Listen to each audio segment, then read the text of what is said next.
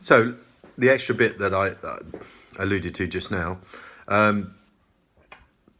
what happens if your group doesn't work? Essentially, I put in place, and you can see in the rubric, a clear process whereby if one of your group members or several of your group members have not performed, I'm going to encourage you to complete the peer evaluation forms, write a short summary of the situation, and include those in your submission. And that hopefully gives us sufficient evidence to be able to identify if somebody didn't do anything at all, then really they deserve a 0 and we should give them a 0. And if somebody has underperformed, often we get tension between students who want very, very high marks and students who are just happy to pass.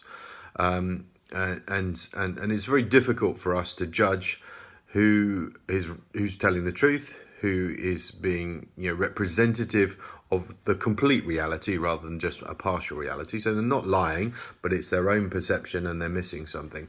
What's really important to understand, particularly those of you who are in working as well as studying, is there are people have got life pressures, bad things happen, people have family commitments, they have work commitments, and sometimes their heart is willing, but the body just doesn't make it to do it in the right kind of time.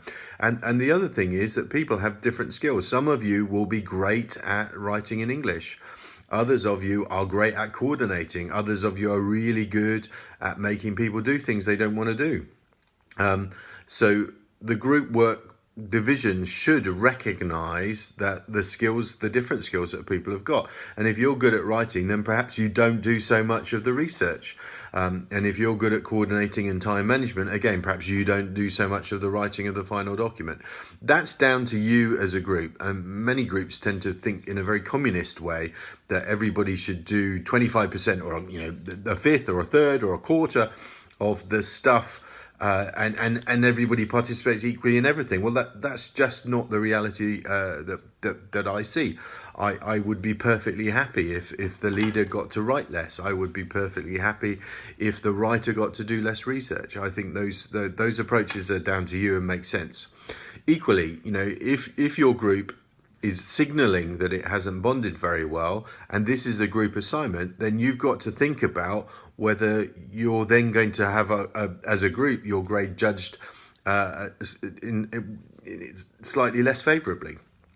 So before you go down the path of activating the emergency stop button and encouraging us to consider giving differential marks, then I really would encourage you to think about did I do everything that I could? Was the leadership as strong as it needed to be? Did we work effectively as a group? And if somebody's hospitalized and breaks their leg and physically can't do it, is it ethical, is it reasonable to exclude them from your grade, from your group, and to be considered for a grade? Is that reasonable and fair? I mean, I think we would have a little bit of compassion and say, look, they tried, it was circumstances beyond their own control, and we need to share the love in certain situations and make sure that people are looked after, and we recognize not everybody can do the same. Not everybody has the same skill set.